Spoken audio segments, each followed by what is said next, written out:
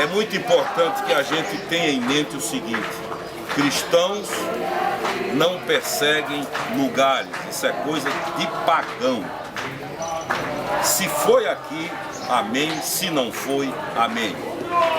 O que eu gosto desse lugar, primeiro é o cenário, que é exatamente o que a Bíblia descreve. O Monte da Caveira, o Monte Calvário, o túmulo cavado na rocha.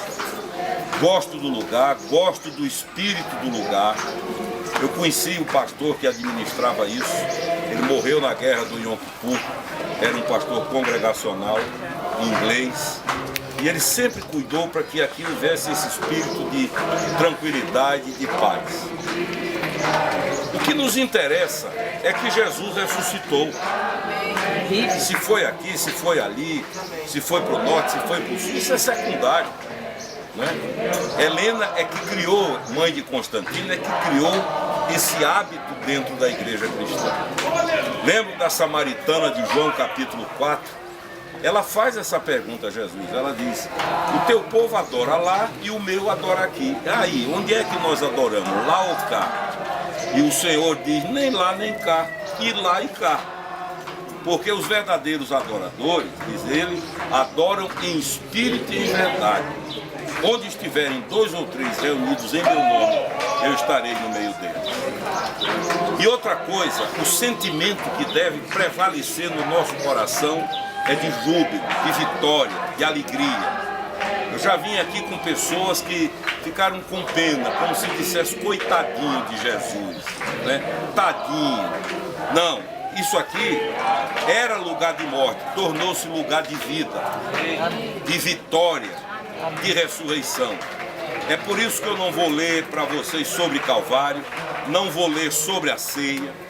Eu quero ler o capítulo da Bíblia que é o mais extraordinário cântico de vitória de toda a palavra de Deus. E, como disse Gesildo, o que eu tinha para dizer, César, o paraguaio, disse com muita unção. Menino muito abençoado, muito simples. E outra coisa que eu gosto é que eles não têm aquele espírito de dizer: é aqui. Eles andam na luz, eles falam a verdade, eles põem a verdade. Há uma transparência de luz, o que é bom, o que é saudável. Até para que não haja exploração comercial. Você vai ver que eles aqui vivem da fé, de ofertas, de ajuda.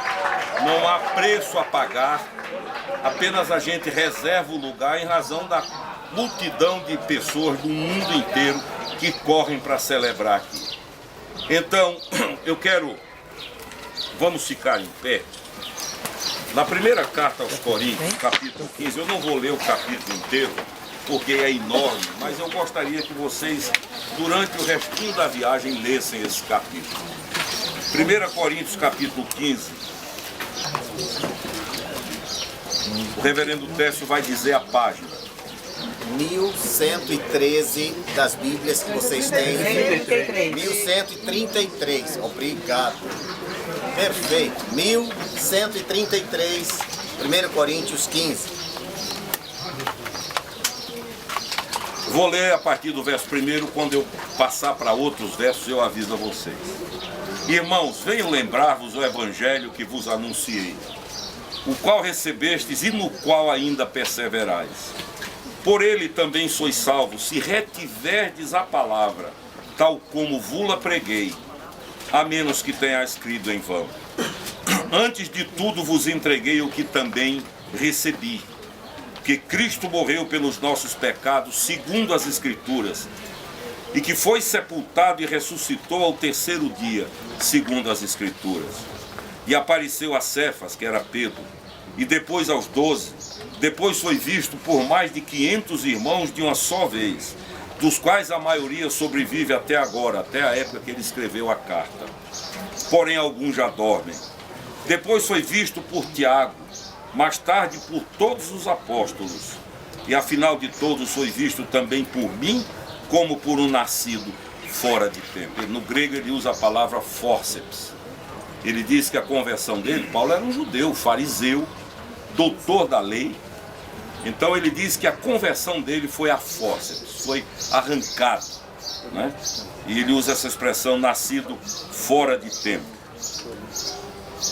Porque eu sou o menor dos apóstolos, que mesmo não sou digno de ser chamado apóstolo, pois persegui a igreja de Deus. Mas pela graça de Deus sou o que sou, e a sua graça que me foi concedida não se tornou vã.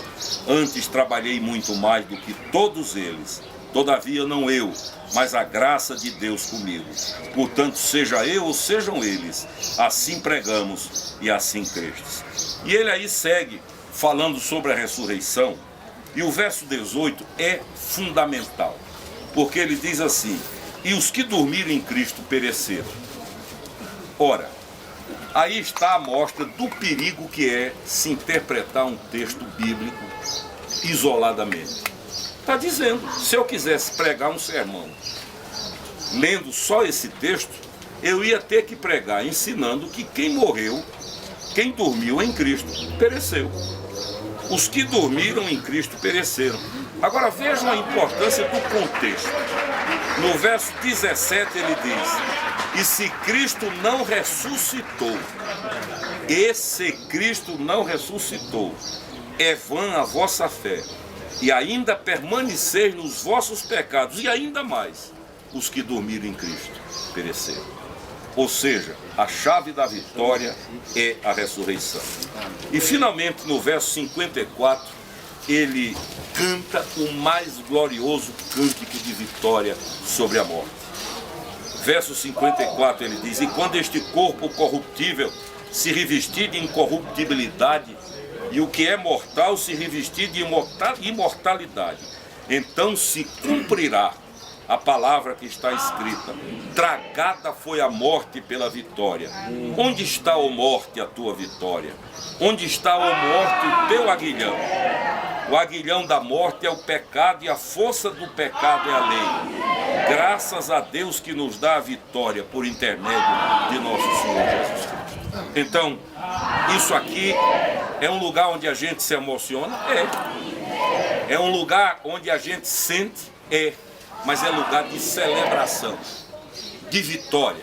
O que aqueles irmãos estão fazendo a seu modo, porque são irmãos pentecostais, é correto. Eles estão se alegrando, eles estão vibrando, eles estão glorificando a Deus, eles estão comemorando, porque o fim não é a morte, o fim é a vida. Amém. E porque Jesus ressuscitou, há esperança para todos nós.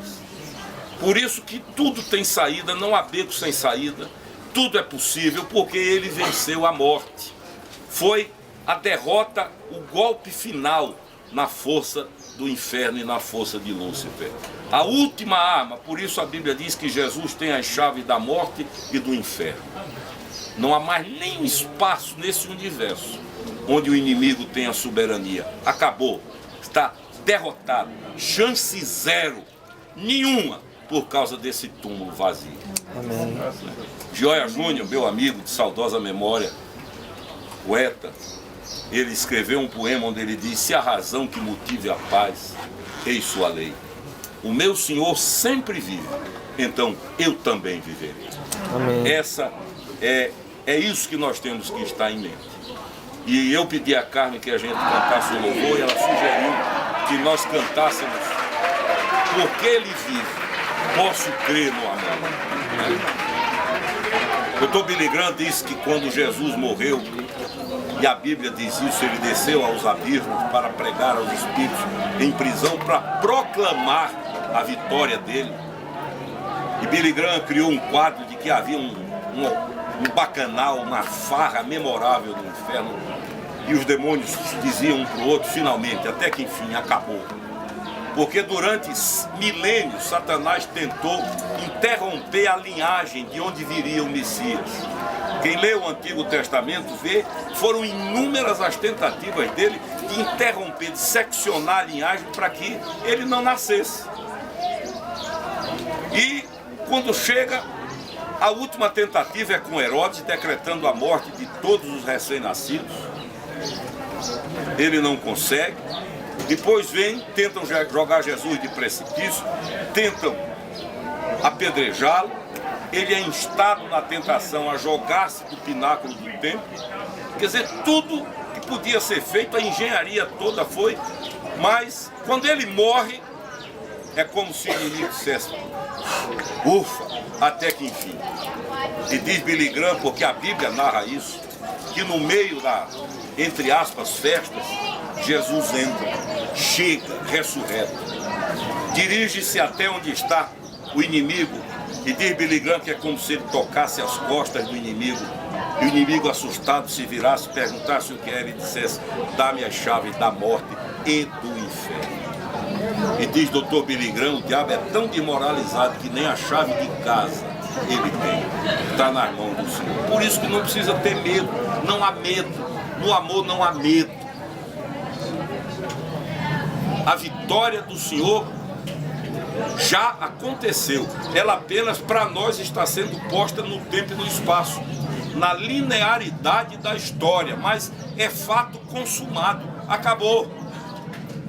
E no terceiro dia, na madrugada, as mulheres vêm aqui e acham esse túmulo vazio e tornam-se as primeiras pregadoras da ressurreição. Maria Madalena olha, pensa que é o jardineiro, ela ainda está com as lágrimas cobrindo o rosto, ela conversa com ele achando que é o jardineiro e ele a chama pelo nome, Maria, e aí o véu cai, a realidade acontece. Jesus não era óbvio. Muita gente acha que Jesus era aquela figura que onde chegava, Jesus era tão igual a todo mundo, era tão povo, era tão gente, que para ser preso no Getsemane precisou dar uma senha, senão iam pegar o homem errado. Judas disse: aquele a quem eu beijar, cuidado. Se ele fosse óbvio, se ele fosse aquela figura majestosa que o cristianismo quer pintar dele, ele era humilde, ele era simples, ele era da cor do povo, do cheiro do povo, ele andava com o povo, ele misturava-se com o povo, ele estava entre o povo. Por isso que se não houvesse a senha, era o risco de prender alguém errado. Quando ele ressuscita, a coisa repete-se. Maria não reconhece, outros não reconhecem a princípio. Lembram-se dos dois no caminho de Emaús, que é uma vila que fica aqui pertinho de Jerusalém? Jesus vem e vai conversando com eles. São dois conversando, dois discípulos, e Jesus junta-se. Aí Jesus faz a pergunta mais interessante. Pergunta: o que é que vocês estão falando? Qual é o papo? Aí um deles diz: nós estamos tratando dos últimos acontecimentos em Jerusalém. Aí Jesus faz a pergunta santamente irônica: quais os acontecimentos? Imagine, quem é que está perguntando? Estão falando sobre os últimos acontecimentos? Quais? E aí eles começam: você não sabe, você é o único que não sabe. E Jesus aí conta a história. E o sintomático é que eles usam todos os verbos no passado. Deveria ser, seria, nós esperávamos. Está tudo para o passado. Aí Jesus acorda de tolos. O pastor Ernesto Nini diz assim que Jesus deveria ter dito boguinhos. Acorda. E Tony Campolo, esse pregador ítalo-americano, escreveu um livro lindo. Ele disse que Jesus deveria ter dito assim: vocês estão na sexta, eu já estou no domingo. Vocês estacionaram na sexta, vocês pararam na sexta, eu já estou no domingo. Vocês ainda estão lá na cruz, no Calvário, eu já saí do túmulo. Vocês ainda estão ao pé de cruz chorando. Acordem. Interessante é que foi na hora da janta, no partir do pão, um gesto. Jesus deveria partir esse pão sempre do mesmo jeito, porque o gesto denunciou e os olhos se abriram e eles reconheceram o Senhor. Isso traz uma mensagem para o nosso coração. E eu volto a citar Tony Campolo. Ele diz: há dias em que eu estou na sexta. É um dia triste, abatido, de luta, de guerra, de choro, de sofrimento. Mas quando o inimigo quer me abafar, eu lembro: hoje é sexta, mas o domingo vem aí. Amém. O fim da história para quem crê no Senhor não é a sexta, é o domingo da ressurreição. Quando o abatimento, quando a síndrome da sexta tomar conta da sua vida, você começar a entrar pelo ralo, abater-se, ficar deprimido, deprimida, quando essas forças negativas começarem a lhe empurrar para baixo, diga como Tony Campolo: Tá ruim, hoje é sexta, mas o domingo vem aí. Amém. Nós somos os seres do domingo. A sexta passou. Por isso nós vamos cantar e depois nós vamos comungar. A comunhão, pelo menos para quem é episcopal, ela é um pouco diferente, mas é a comunhão. Aqui está o pão, vocês vão comungar com pães ázimos, que é como uma bolacha, né? Ele não tem fermento, é pão ázimo. Toda Páscoa lá na igreja eu faço a ceia com pães ázimos. E o vinho que é vinho. Cada um de vocês, reverendo Técio e reverendo Pompeu, vão passar, cada um vai pegar um pedacinho de pão e um cálice de vinho. Segura, porque na hora certa eu vou dizer para vocês comungarem. Vamos cantar. Porque ele vive. Ele vive, eu posso crer no amanhã, porque ele vive, temor não há, mas eu bem sei que a minha vida está nas mãos do meu Jesus, que vivo está. Deus enviou seu Filho amado para nos salvar e perdoar. Na cruz morreu por meus pecados, mas ressurgiu e vivo com o Pai está. Porque ele vive, eu posso crer no amanhã. Porque ele vive, temor não há, mas eu bem sei que a minha vida está nas mãos do meu Jesus, que vivo está. E quando enfim chegar a hora, em querer vitória, verei a glória do meu Jesus, que vivo está. Porque ele vive, eu posso crer no amanhã. Porque ele vive, temor não há, mas eu bem sei que a minha vida está nas mãos do meu Jesus, que vivo está. Está nas mãos do meu Jesus, que vivo está. Está nas mãos do meu Jesus, que vivo está.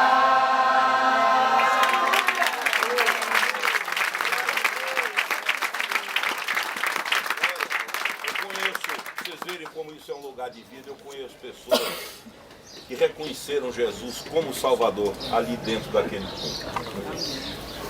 Se você for agora a Meca, você vai encontrar milhares e milhares de muçulmanos que vão afirmar que Maomé é Deus. Mas essa história vai acabar junto com o mausoléu, onde jaz o corpo de Maomé. Se você for ao Tibete, ao Nepal, você vai ouvir aquele pessoal, com sinceridade, apresentar Siddhartha Gautama, Buda, como Deus. Mas a história vai terminar junto a um mausoléu, onde há um epitáfio: aqui jaz Siddhartha Gautama. É assim com Confúcio, é assim com Zoroastro, é assim com todas as divindades. O único, com Allan Kardec, o único no mundo que você vai chegar. Viajamos, atravessamos mais de um oceano e não vamos encontrar um corpo nem um epitáfio. É aqui. O que está escrito ali na porta é: Ele não está aqui. Amém. Ele ressuscitou. Amém. Não somos seguidores de uma memória, de uma divindade que fez e foi. O nosso Deus é vivo. Amém. Portanto, eu sempre gosto de dizer que por causa da ressurreição, aquele túmulo, que deveria ser um lugar com cheiro de morte, tem cheiro de vida. E tornou-se uma sala de parto, porque muitos novos nascimentos acontecem ali. Gente que nunca foi convencida por ninguém, eu já vi ter o impacto da ressurreição. E esses são aqueles que são ministrados diretamente pelo Espírito Santo. Não é uma questão de intelecto, de entendimento. Então, eu lembro com alegria e com saudade quando eu e Dom Paulo ainda éramos jovens, ele brinca, diz ainda tinha cabelo, né? Celebramos aqui em 1977 com o nosso querido amigo Porfírio Gueiros. Foi o primeiro que nos trouxe aqui. Meu amigo querido, partiu para a eternidade. Celebramos aqui. Paulo falou sobre o corpo de Cristo, eu falei sobre o sangue de Cristo. Depois voltei e nunca mais me esqueci desse dia. E eu quero celebrar esta ceia em gratidão a Deus pela vida de cada um de vocês. Pedindo ao Espírito Santo que faça o que eu não sei fazer. Empurre na cabeça e no coração de vocês. E quando a sexta escurecer, cantem, porque o domingo vem aí. Amém. O que sobra para nós é o sol da ressurreição. Amém. Quero celebrar entregando a vida de Dom Paulo, nosso arcebispo, nosso comandante da Igreja Episcopal no Brasil, para que Deus o supra com saúde, força e energia, para que ele cumpra até o fim o ministério para o qual Deus o chamou. Amém. Tenho como privilégio na minha vida, na reta final do meu ministério, servir com um amigo, com uma pessoa a quem conheço há 36 anos e louvo a Deus por isso. Deus o abençoe onde ele estiver. Amém. E o guarde de todo mal. É a minha oração. Amém. Amém. Vamos dar as mãos, se possível. Vamos dizer o Pai Nosso. Pai nosso que estás nos céus, santificado seja o teu nome. Venha a nós o teu reino. Seja feita a tua vontade, assim na terra como nos céus. O pão nosso de cada dia nos dai hoje. Perdoa as nossas dívidas, assim como nós perdoamos aos nossos devedores. Não nos deixes cair em tentação, mas livra-nos do mal, pois teu é o reino, o poder e a glória para sempre. Amém. Renan, um filósofo francês ateu, ele disse: o reino de Jesus jamais terá fim. Ateu. Napoleão disse: eu e César conquistamos glórias com derramamento de sangue dos outros.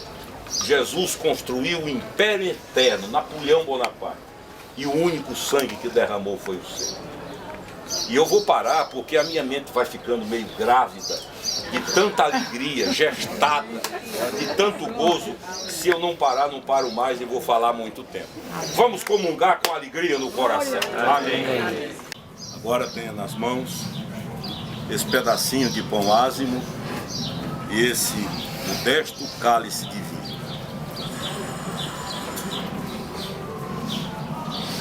Só esperar o reverendo Tércio.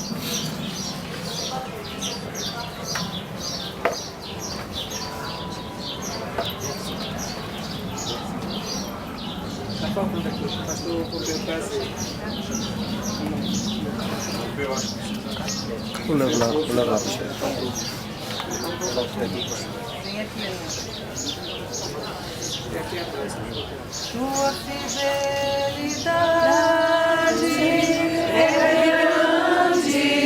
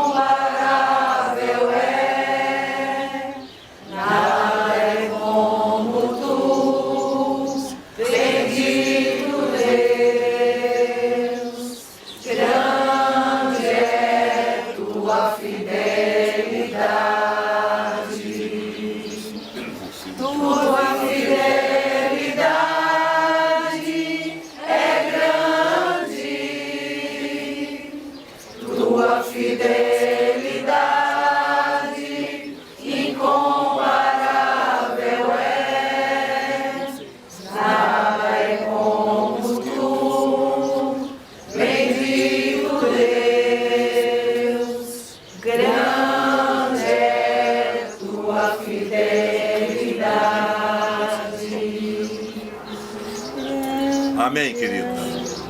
O pão que partimos é a comunhão do corpo de Cristo. E o cálice que abençoamos é a comunhão do sangue de Cristo. Com alegria, vamos comungar.